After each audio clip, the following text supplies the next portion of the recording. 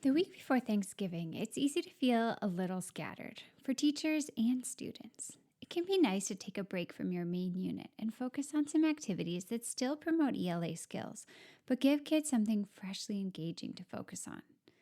And since I imagine your attention is a bit divided at the moment between lesson planning, menu planning, and maybe even packing lists, I'd like to give you 3 days worth of activities that you can plug and play next week to take the pressure off yourself. Sound good? Oh, real quick before we start. Next week on Black Friday, I'll be opening the Lighthouse for the first time ever for a $1 trial week. I love what's happening in our Lighthouse community so much that I just want everyone to at least see if it's right for them. So be sure to check your email on Friday, November 24th for a very special 1 day only opportunity to test out the Lighthouse for 1 week for only $1.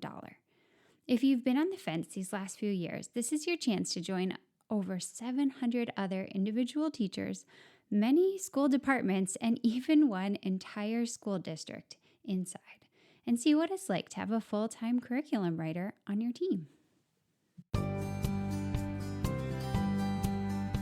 Welcome to the Spark Creativity Teacher Podcast, a podcast for English teachers looking for more creativity, more engagement, more joy.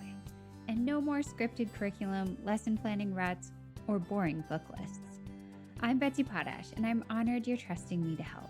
You're not alone on this creative journey anymore.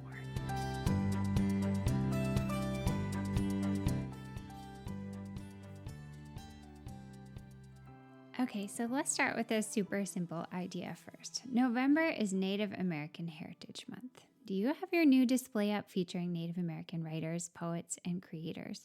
You know I've been making these monthly displays all year. I think this is the 6th one, maybe the 7th one, and hopefully you already got it delivered free to your email. If you didn't, I'm going to put the link in the show notes. But on this display, you're going to see 10 different QR codes, and all of these QR codes lead to like videos, trailers, podcasts, blog posts, poems, different ways that these different wonderful creators have expressed themselves online. So one easy way to fill a day before Thanksgiving break would be to just spend some time letting your students explore these different creators. So they can read all the biographies, the short biographies on the posters, and then they can dive in and explore the QR code resource for each one. Now, if you have time and you want to extend it, you could also bring in like the featured children's books or play some of the music by Buffy St. Marie or bring in novels or poetry books from the library that relate to the artists. But you wouldn't have to. You could keep it very simple. Just kind of spread the posters around your room, let students explore, maybe with a partner, and then at the end, put them into small groups and have them share back something that they learned, something they found really interesting or surprising, and then have each group share something back to the whole class just for a little bit of accountability and check-in at the end. Okay, number 2, I want to talk a little bit about some of the cool gratitude resources that you could use. Obviously, gratitude is a theme of November going with Thanksgiving, but it's also a trait that students can develop in themselves that actually makes them more joyful. Now, the first thing you're going to want to do is share the research behind this. So one quick and easy way to do it is to play this video by Brene Brown, which again is going to be in the show notes. And she explains very quickly in just 3 minutes how over years of research, she discovered that it's not that if you're joyful, you'll be grateful. It's that practicing gratitude leads to joy. And that practice of gratitude has to be something tangible. So this is like a fun intro into a chance for students to try some tangible gratitude practice. You play them Brene Brown's video, and then you walk them through a little activity, just a guided gratitude journal. You could do this in your own way. You can grab the free one that I made for you. Students have a chance to think about really specific things that they're grateful for. That makes a difference in how powerful the gratitude activity is. You want them to be specific. So maybe they're really describing a person that they're grateful for, or they're putting in detail something that happened to them that week that they're grateful for, or they're thinking about 3 places that they love and describing them and sort of calling them up in their memory, thinking about how they're grateful for those places. Those kind of specific gratitude practices are much more powerful than like, I'm grateful for food, I'm grateful for my school, and I'm grateful for my car. Like those really quick things don't have the psychological impact that really getting into it does. And so it's fun. I mean, students can do kind of like a sketch notes journal, do some doodling, do some writing, do some calling up of these powerful areas of their life that they're grateful for. Then the other thing I suggest along with this is that they create some thank you cards for people. So once again, I'm really trying to give you all the free resources you need to do these lessons. So this is going to be linked in the show notes. You can just make your copy in Google Drive. I've created some thank you notes, just cute little thank you notes. Students can write to their families, their friends, their librarian, their basketball coach, anybody that they want to. They can write on the back of these notes and then deliver them. And it's just another way of practicing gratitude. If you want to take it a bit further, I was talking to a Lighthouse member about this who wanted a way to extend this like more widely into the school community. You could print a ton of these notes and you could make it a gratitude wall for your school. So in this case, all your students would write notes that were to teachers, students, custodial staff, people on the lunch staff, like anybody who works at the school or is at the school. They're going to take one of these little notes, write that person's name across the top above the message. So maybe it'll say like, Miss Jefferson, you make my life better. And then in the blank down below, you make my life better, they're going to write a sentence or two about why.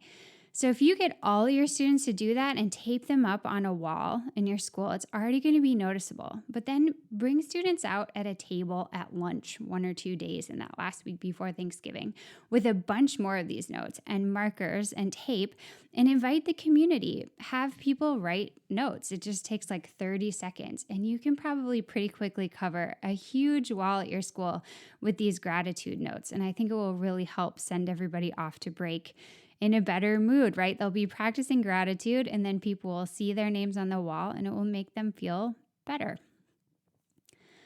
Okay, day 3. I want to share a resource that I discovered last summer when somebody played it for me at tennis camp. I was at tennis camp with my son, and I was already pretty grateful to be there. I had gone to that tennis camp as a kid for many years and loved it. And then I was a counselor there in college, and it had a really big impact on me in the way I teach and the way I coach. And I was back for the first time in like 15 years with my son. So I was feeling really happy. And in one of the sort of mental training sessions, they played this video called Mr. Thankful. And it is so funny and so powerful. It features this guy. He wakes up in the morning and he's just like grateful to be awake. And then he eats breakfast and he calls the hotline on the back of his cereal box to tell them how great the breakfast was, like to say that he really enjoyed the cereal. And then he goes to catch the subway, and the subway is offline. His train doesn't come. So he goes to the bus and he like high fives the guy who's standing there helping guide him onto the bus. And it just goes on like that all day. And you can see how much joy. It's not that the joy is coming to the people that he's thanking, although I'm sure that they're a little bit pleased.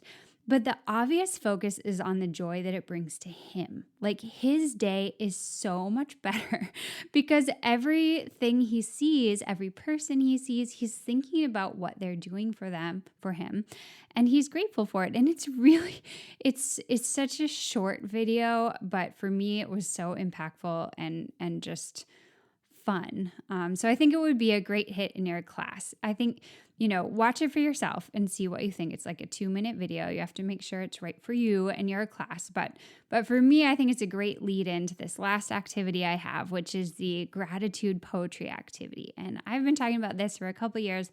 I love these digital drag and drop poetry tiles that are very much like the magnetic poetry that you see on refrigerators. But it's hard to get enough of those tiles for your classroom. And so you can just do this online on a Google slide and have students dragging and dropping little poetry words around this screen. So I have made a themed activity like this for you, the gratitude poetry tiles. It just has tons of words like, lovely, thankful, travel, food, perfect, school, earth, cooking, better, make, like, believe, heart, books, like just all these different words that sort of go along with themes of Thanksgiving and gratitude. And then students can drag them around on the slide to make a poem. So after you watch Mr. Thankful, you'd show them an example of the finished poem. You'd show them how to drag and drop the tiles on the slide, and then you give them time to create their poems. And at the very end, you'd ask them to copy their final poem onto a collaborative slideshow that everyone has access to. And then they can see like 30 different poems from their class expressing gratitude on like a beautiful background.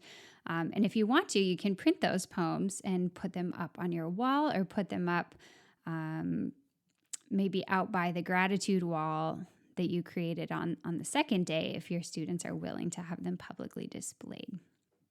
So I hope you're feeling ready for Thanksgiving week.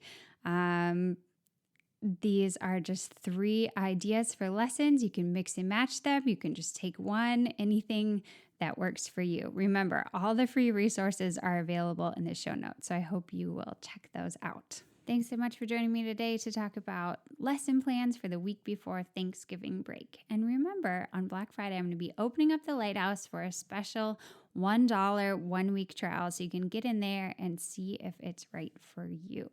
Until next time, take care of yourself and stay creative.